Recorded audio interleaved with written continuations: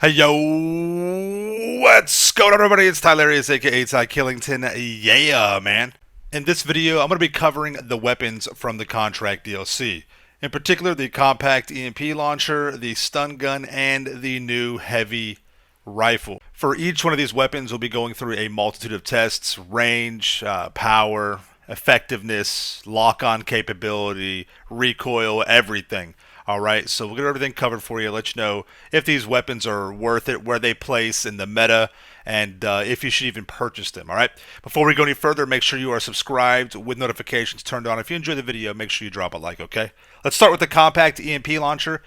With me, I have an 18% discount, so it comes in at 430,500, but it's well over 400,000 to pick this weapon up.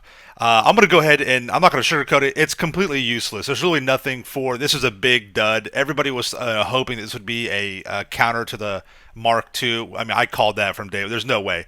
This pretty much acts just like the compact grenade launcher. If you are able to stun a vehicle, a car, a land vehicle, you'll be able to stun for or disable for 5 seconds. That's the same with the Mark II. It's considered a motorcycle, so it's basically a land vehicle. So once again, for land vehicles, you're able to disable them for roughly 5 seconds. Now we tested them on some aerial vehicles as well, a chopper and like the Hydra. And with this, you're going to get roughly 10 seconds to where the vehicle will be disabled, which is effective, definitely. I mean, if it's going to drop the vehicle out of the sky for 10 seconds. But I really don't see any kind of scenario where this is going to come into play. I mean, if you sneak up on somebody, maybe that'll be the case, but I just don't see it being, highly effective.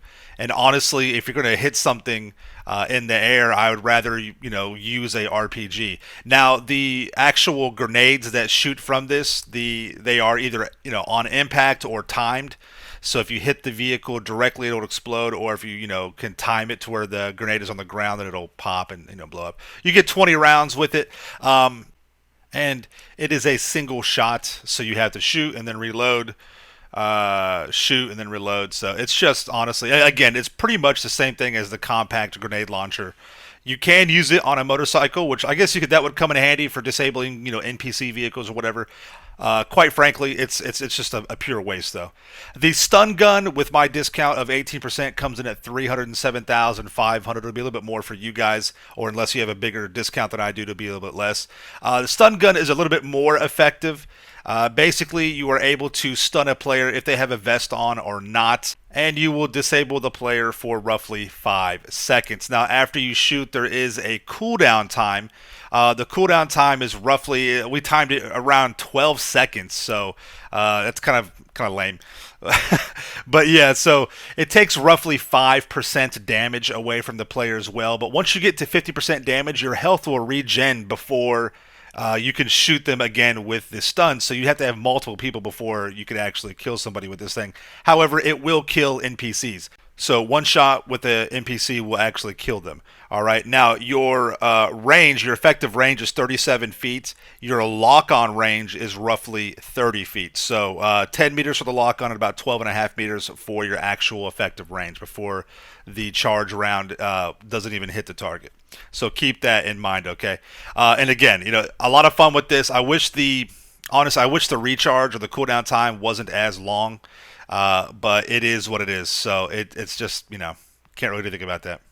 If I had to pick between the two, I would definitely pick the stun gun.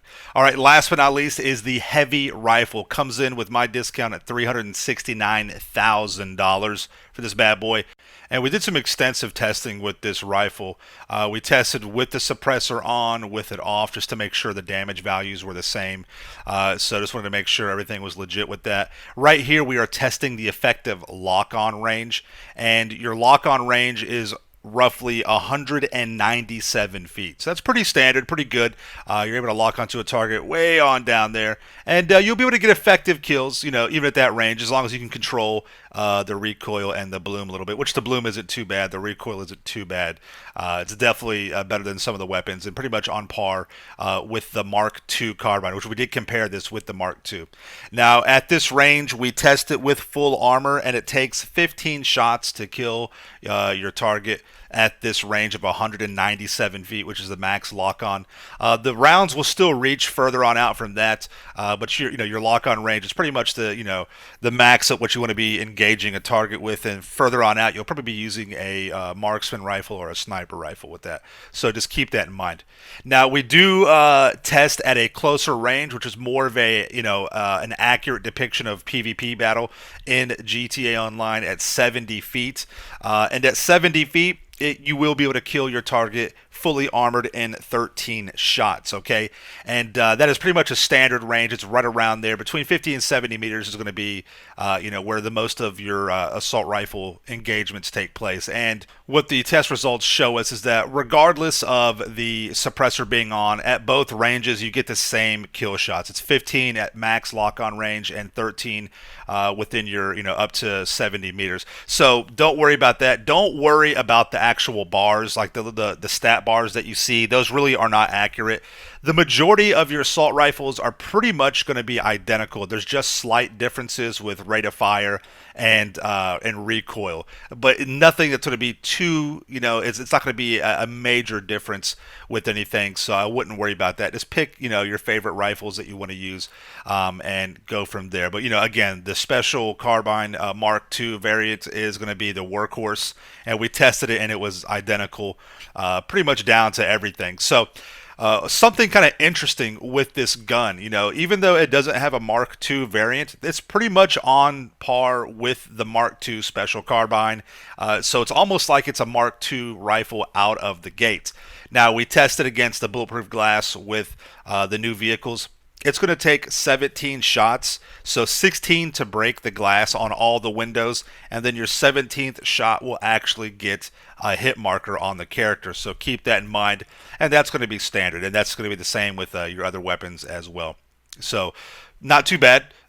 Just wanted to kind of go through that and test it for you guys. The recoil pattern: the heavy rifle is on the left, the Mark II carbine is on the right, and the recoil is just slightly better with the Mark II carbine, and you'll notice it more at range as well. The rate of fire is almost identical with these two rifles, so your time to kill is going to be roughly the same as well.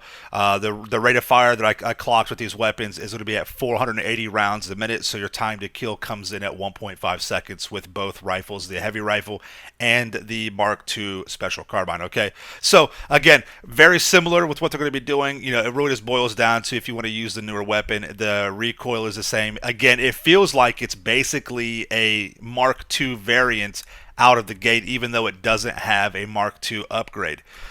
So that's actually a good thing. That I like that, and I've really been enjoying using the heavy rifle. I think I'm gonna kind of switch over to this as my main go-to rifle, just because it's new. The recoil is good. The the rate of fire is fine, and it's very easy to control. And I love the gun in real life. It's based off of the FN Scar Type H model, so that's really cool. And I use the Mark II variant, so it's 60 rounds in the magazine. If that's fine, and it's 60 rounds with the extended magazine on the heavy rifle as well.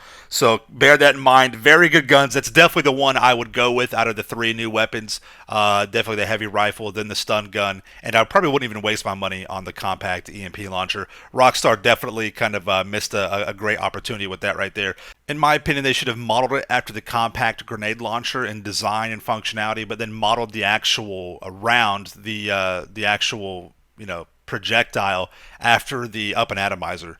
So that's what I feel like they should have done. Kind of made a hybrid weapon between those two, and it would have been much more effective. All right. Let me know what you guys think in the comments down below. Thank you all so very much for coming out. Make sure you subscribe to my channel for the illest reels content in the game. Smash that like button, and we'll see you guys in the next one. All right. Peace out. Yeah.